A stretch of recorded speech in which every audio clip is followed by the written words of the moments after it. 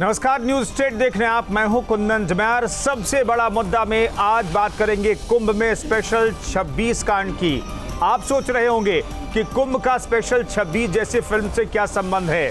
दरअसल special 26 film में फर्जी सीबीआई टीम बनकर लोगों को चूना लगाया गया था। उसी तरह आरोप लग रहे हैं कि कुंभ में कोरोना जांच के लिए फर्जीवाड़े का इस्तेमाल किया गया।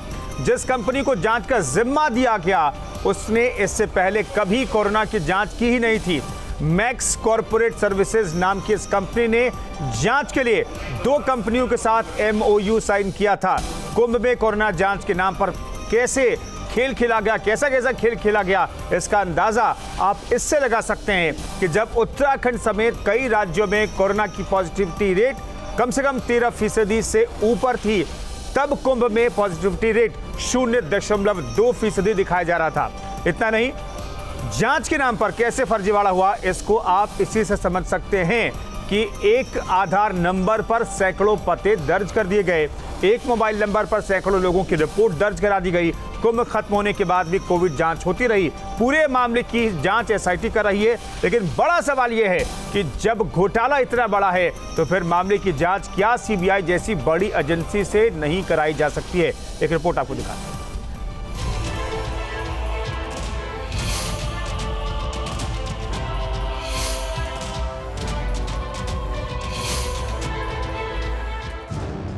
हरिद्वार कुंभ की समाप्ति के बाद अब कुंभ में कोरोना जांच के नाम पर घोटाले का पर्दाफाश हो चुका है। कोरोना जांच के नाम पर हुए फर्जीवाड़े में हर रोज नए खुलासे हो रहे हैं। SIT की जांच में खुलासा हुआ है कि मुख्य आरोपी मैक्स कॉर्पोरेट सर्विसेज ने कॉन्ट्रैक्ट लेने के लिए फर्जीवाड़ा किया।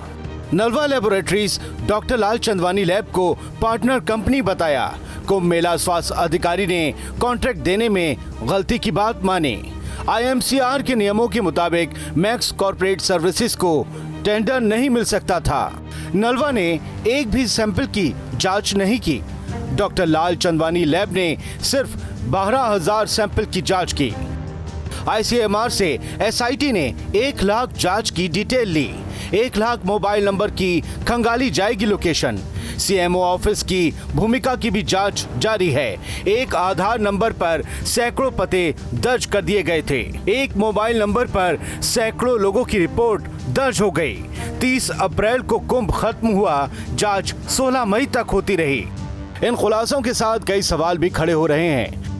फर्जी कंपनी को टेंडर देकर कौन अपना फर्ज भूला? स्थानीय प्रशासन ने राज्य केंद्र सरकार को नहीं भेजी रिपोर्ट। मेला प्रशासन के हर फैसले की अब होनी चाहिए जांच। मुकम्मल जांच के लिए केंद्रीय एजेंसियों को मिले जिम्मेदारी। और क्या उत्तराखंड चुनाव में गूंजेगा कुंभ का कोरोना घोटाला? Team news state. और इस मसले पर सरकार के प्रवक्ता क्या कहते हैं, शासकीय प्रवक्ता क्या कहते हैं, ये जरा सुन ले तो फिर चर्चा को आगे बढ़ाते हैं।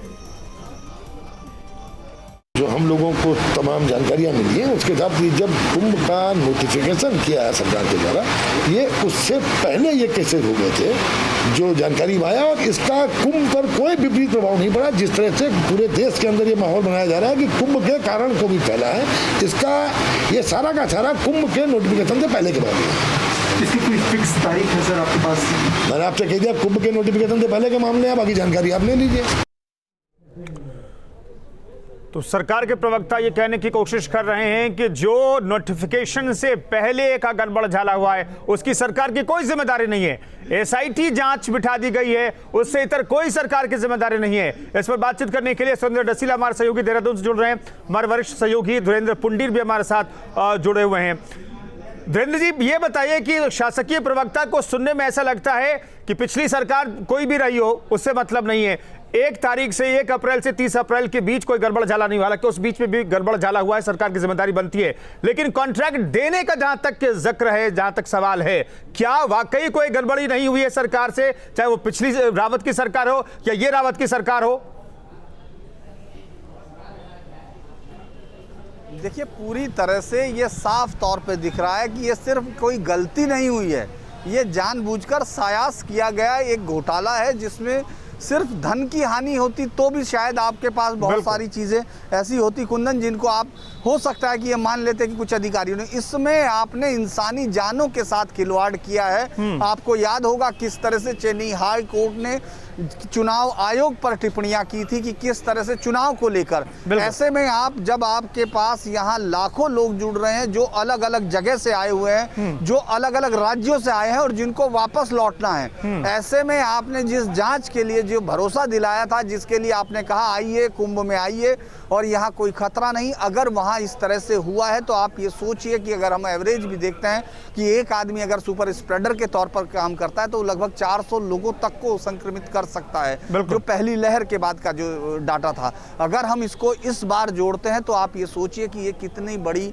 गलत एक कमजोरी और एक गलती थी, जिसको सरकार अब मानने से भी ये कहकर कि ये इस सरकार से पहले का है, क्योंकि पहली सरकार भी बीजेपी की थी, ये भी बीजेपी की है, कंटिन्यूएशन है, सिर्फ मुख्यमंत्री बदले लेकिन उससे जिम्मेदारियां नहीं बदल जाती हैं कुंदन। ये बहुत बड़ा मामला है जिसमें मुझे ये कहने में कोई शक नहीं कि लाखों लोगों की जिंदगियों को दांव पर लगाया गया है सिर्फ कुछ करोड़ रुपयों के लालच के साथ। और इसमें कौन आदमी पीछे है, किस आदमी के पास इतनी ताकत थी कि वो इन सबको हिला सकता है, मुझे लगता है वो अभी भी पर्दे के पीछे है। बिल्कुल, वो पर्दे के पीछे। और क्या उस पर्दे के पीछे वाले शख्स को एसआईटी सामने ला सकती है कि अपने आप में एक बड़ा सवाल है। सुरेंद्र हमारे साथ जुड़े हुए हैं। सुरेंद्र, ये बताइए कि हम सुबोध उनियाल को सुनते हैं तो ऐसा लगता है कि भाई विरोधी दल की कोई सरकार थी पहले की, हालांकि पिछली सरकार में भी, पिछले मुख्यमंत्री में भी वो मंत्री थे, जब त्रिवेंद्र रावत मुख्यमंत्री थे तो उसमें भी मंत्री थे, लेकिन उनकी बयानबाजी सुनते हैं तो ऐसा लगता है कि भाई पिछली सरकार जो थी कांग्रेस की थी, मौजूदा बीजेपी की सरकार को उस सरकार ने क्या घोटाला किया, क्या जांच की, किस तरह से टेंडर दिया, कंपनी की जांच की या नहीं की, सब कुछ भुला दिया उन्होंने, ऐसा लग रहा है। बिल्कुल बिल्कुल कुंदन, देखिए हम लगातार ये कह रहे हैं कि टीएसआर वर्सेस टीएसआर हो रहा है। भाजपा के लिए बहुत ज़्यादा असमंजस की स्थिति है, क्योंकि उसके एक पूर्व मुख्यमंत्री और एक वर्तमान मुख्यमंत्री में बयानबाजियां चल रही हैं।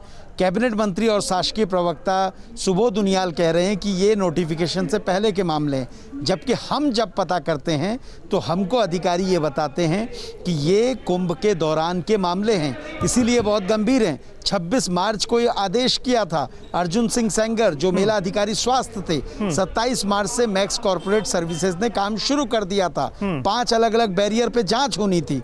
1 अप्रैल से कुंभ का नोटिफिकेशन शुरू हो रहा था। फिर ये मामले पुराने कैसे हो सकते हैं? 1 से लेकर 30 अप्रैल का सारा डाटा खंगाला जा चुका है। जो लोग जांच कर रहे हैं उन्होंने हर मोबाइल नंबर की लोकेशन निकालना शुरू कर दिया है। तो ऐसे में अधिकारी या तो मंत्रियों को गलत जानकारियां दे रहे हैं या सरकार को ही इतना भ्रमित कर रहे हैं कि सरकार सच्चाई को जानना नहीं चाह रही है। वास्तविकता यह है कि बड़े पैमाने पर फर्जीवाड़ा हुआ है, इसको स्वीकार करना होगा। एक ऐसी कंपनी जो ना NABL से प्रमाणित थी, जो ना ICMR से रजिस्टर्ड थी, वो कंपनी 2 कंपनियों को लाती है, आपको बेवकूफ़ बनाती है और कहती है कि ये मेरी पार्टनर कंपनी है और आप पूरा कॉन्ट्रैक्ट उससे दे देते हैं। कुंदन, मैं ये जरूर कहूँगा ये टेंडर नहीं है, कॉन्ट्रैक्ट है, क्योंकि सरकार ने पहले से रेट तय किए थे। RT-PCR का रेट क्या होगा और रैपिड एंटीजन का रेट क्या होगा, तो ये पूरे तरीके से एक कॉन्ट्रैक्ट था और उस कॉन्ट्रैक्ट के तहत मैक्स कॉर्पोरेट सर्विसेज कंपनी को काम मिल जाता है।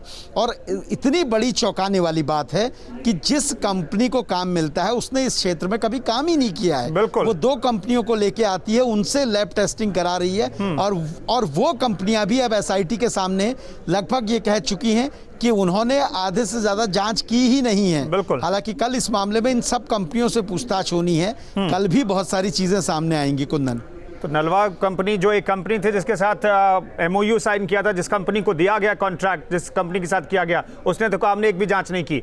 कुल मिलाकर के 12,000 ही जांच हुई, दिखाए लाखों में गया। सुरेश जोशी जी हमारे साथ जुड़ गए हैं।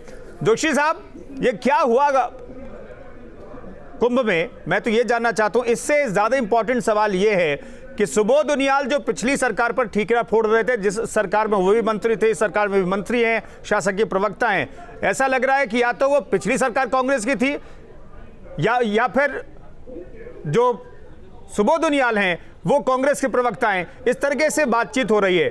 मसला तो अपनी जगह है, लेकिन क्या अंदर खाने दो मुख्यमंत्री, पूर्व मुख्यमंत्री, मौजूदा मुख्यमंत्री के बीच इतनी टसल है कि एक दूसरे पर आरोप प्रत्यारोप का दौर इस तरह के हम देख रहे हैं?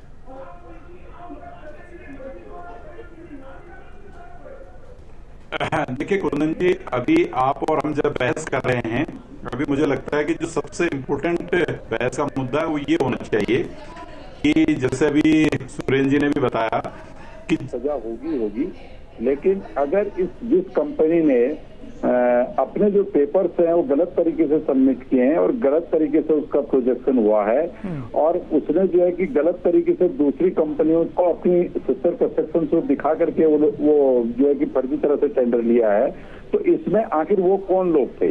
भाई उसमें स्वास्थ्य विभाग के लोग थे या जो कुंभ मेले को संचालित कर रहे थे वो लोग थे या कोई बड़े अधिकारी थे? ये कौन लोग थे? देखो एसआईटी के सामने जो सुरेश जोशी साहब, त्रिवेंद्र रावत सरकार के वो लोग थे, त्रिवेंद्र रावत सरकार के जो अधिकारी थे वो लोग थे, बातों से तो यही लग रहा है ना? नहीं, तीरथ सिंह रावत सरकार का कोई अधिकारी उसमें संलिप्त नहीं था। देखिए मैं इसको भी आपको क्लियर कर दूं, ये जो अभी सरकार जिसमें आप और हम चर्चा कर रहे हैं भारतीय जनता पार्टी की सरकार है। अगर इसकी देखिए सरकार की जब जिम्मेदारी होगी तो पीछे से पार्टी भी जुड़ती है, इसलिए जो है कि त्रिवेंद्र जी भारतीय जनता पार्टी के सीनियर लीडर हैं, वो हमारे 4.5 साल तक मुख्यमंत्री रहे और नहीं जोशी साहब, न तो शासकीय प्रवक्ता, जोशी साहब मैं माफी के साथ रोक रहा हूं आपको, न तो शासकीय प्रवक्ता की बातों से ऐसा लगता है कि बीजेपी की सरकार चल रही है, न ही मुख्यमंत्री जो मौजूदा मुख्यमंत्री हैं वो जब ठीकरा पूर्व मुख्यमंत्री के पर फोड़ देते हैं तो ऐसा लगता है। नहीं देखिए कुंदन जी, पहले बात को मैं बहुत, आप मेरी बात को पूरा होने दीजिए ना, मुझे बीच में टोकेंगे तो फिर मैं, ऐसा होता है कि जब आप और हम डिस्कस कर रहे हैं आप बीच में मुझे टोकेंगे, मैं जिस चीज को बोलना चाह रहा हूँ और जिस चीज का एक एक प्रश्न का आपको उत्तर देना चाह रहा हूँ उसका सही उत्तर नहीं मिल पाएगा। पहली बात तो यह है कि भाई सरकार भारतीय जनता पार्टी की थी और मुख्यमंत्री जो पूर्व मुख्यमंत्री थे वो भी भारतीय जनता पार्टी के सीनियर लीडर थे, सीनियर लीडर हैं, आगे भी सीनियर लीडर रहेंगे। वर्तमान मुख्यमंत्री जी आपके सामने हैं, इसलिए मैं इस विवाद पे मैं नहीं पढ़ना चाहता, मैं सिर्फ आपको ये बतलाना चाहता हूँ कि जिन अधिकारियों ने, चाहे वो पूर्ववर्ती अधिकारी रहे हों चाहे वर्तमान के अधिकारी रहे हों, जिन भी अधिकारियों ने इस टेंडर को देने में उस कंपनी को, जिस कंपनी का नाम आ रहा है और उस कंपनी के जिस तरह से सब्जेक्ट सामने आ रहा है, एसआईटी एक एक चीज उस पर जांच कर रही है। हम तो ये चाहेंगे कि भाई एक एक चीज की जांच होनी चाहिए, अक्सर जांच होनी चाहिए, प्रत्येक चीज को देखा जाना जोशी जी चाहिए। एक चीज और बता लीजिए, हमारे साथ डॉक्टर के पांडे में जुड़ गए, उनसे मैं एक छोटा सा सवाल लेना चाहता हूं, एक चीज और बता दीजिए, मैं माफी के साथ फिर से रोक रहा हूं आपको। ये जो सरकार है, बीजेपी की जो सरकार है, क्या कुंभ जैसे बड़े आयोजन की जिम्मेदारी बीजेपी की सरकार पर थी या फिर कुंभ में लगे सिर्फ अधिकारियों की थी?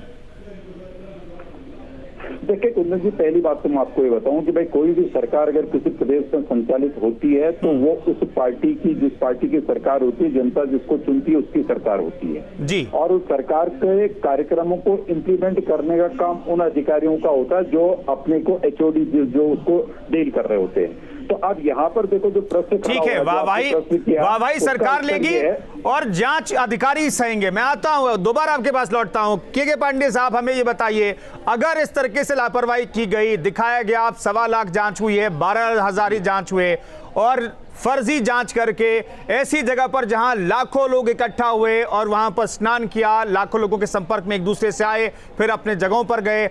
हम ये नहीं कह रहे कुंभ ने पूरे देश में कोरोना फैलाया, लेकिन जो संभावना है, जैसी आशंका है कि वहां से वायरस लेकर के लोग अपने अपने घरों को गए होंगे सिर्फ इसलिए क्योंकि वहां पर प्रॉपर जांच नहीं हुई, प्रॉपर रिपोर्ट नहीं आई, इस वजह से।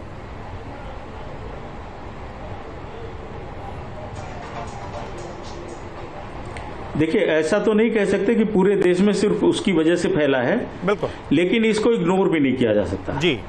देखिए, राजनीतिक पहलू अलग चीज है, लेकिन इस महामारी के वक्त जबकि लाखों लोग मर चुके, करोड़ों लोग बीमार हैं सारी दुनिया में, इस तरह की जो घोर जो है उपेक्षा टेस्टिंग करने में, मैं तो इसको अक्षम्य अपराध मानूंगा जी।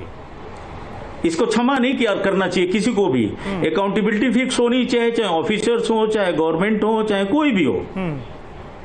क्योंकि कितने लोग इसमें मरे हैं देखिए, वो अकाउंट अब तो पूरा डाटा नहीं इकट्ठा किया जा सकता, लेकिन ऐसा नहीं हो सकता कि उसकी वजह से बीमार लोग न पड़े हों, खास तौर से जबकि आशंका पहले से थी जी। और गवर्नमेंट ने कितना एश्योर किया था कि हर आदमी को RT-PCR करा के तब वहां प्रवेश करेंगे।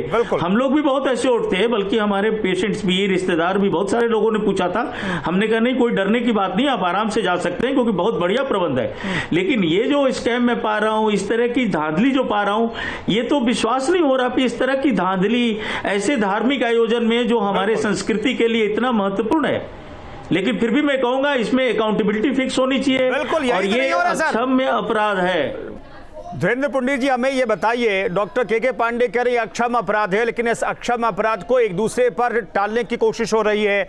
मौजूदा सरकार कह रही है पिछली सरकार की जिम्मेदारी है, मौजूदा सरकार कह रही है कि अधिकारियों की जिम्मेदारी है, और सरकार की कोई जिम्मेदारी नहीं है कुंभ जैसे बड़े आयोजन के लिए। छोटा सा जवाब धीरेन्द्र सर। देखिए, इसमें बिल्कुल सही बात यह है कि ये टालने की कोशिश हो रही है, क्योंकि इसमें कोई इस तरह से है जिसको बचाने की कोशिश है। वरना ये अपराध ऐसा अपराध है जो महामारी अधिनियम में मैं कह चुका हूं आपको कि किस तरह हाई कोर्ट और सुप्रीम कोर्ट इस चीज़ के बारे में क्या बोल चुके हैं, और पूरा देश इस तरह के खौफ में और इस तरह शायद मौत को इस तरह देखता हुआ हमने लगभग 1 सदी तक के इतिहास में नहीं देखा है। और ख़ासतौर से इस वक्त जब हम लोग देख रहे हैं तो पूरा देश जिस भय, जिस आतंक और जिस विपदा से निकला हुआ, अगर उसमें आप एक इतनी बड़ी गलती करते हैं तो लगता है कि किसी एक ताकतवर आदमी को बचाने के लिए या किसी एक जो मिली-जुली साजिश की गई है उसको ढकने की कोशिश की जा रही है। कुंदन, ये साफ तौर पे कहा जा सकता है। सूर्यकांत धस्माना हमारे साथ जुड़ गए हैं। सरलेट से आप जुड़े, स्क्रीन पर नहीं दिख रहे हैं हमारे साथ। सूर्यकांत जी, एक सवाल यह है कि क्या इस अक्षम्य अपराध को बचाने की कोशिश हो रही है, ढकने की कोशिश हो रही है? इसमें TSR गवर्नमेंट की कोई जिम्मेदारी नहीं है, सिर्फ अधिकारी की जिम्मेदारी है? नहीं, पूरी जिम्मेदारी देखिए जवाबदेह सरकार होती है, अधिकारी जवाबदेह नहीं होता। अगर कोई बड़े पैसे पर गड़बड़ हुई है तो उसकी जिम्मेदारी सरकार की है। अब सरकार में हालत ये है कि एक मुख्यमंत्री जो वर्तमान है वो कहता है पूर्व मुख्यमंत्री के कार्यकाल में हुआ है, पूर्व मुख्यमंत्री कहते हैं वर्तमान के कार्यकाल में हुआ है, उसकी जांच होनी चाहिए। मंत्री जो है, जो नोडल मंत्री हैं शहरी विकास के, वो शहरी विकास के मंत्री एक दूसरे के ऊपर आरोप लगाते हैं। निश्चित तौर पर पूरा का पूरा जो मामला है इसमें जवाबदेही सरकार की है और सरकार जवाबदेही से बच नहीं सकती। ये अपराधियों को और जिन्होंने इतना बड़ा घोटाला किया है उनको बचाने का प्रयास कर रही है। बिल्कुल, बहुत बहुत शुक्रिया आप इस चर्चा में शरीक होने के लिए तमाम मेहमानों का।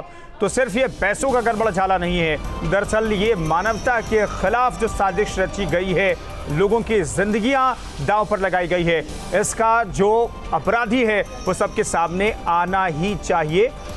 सबसे बड़ा मुद्दा में फिलहाल इतना ही, रुकेंगे एक छोटे से ब्रेक के लिए। आप बने रहिए न्यूज़ स्टेट के साथ।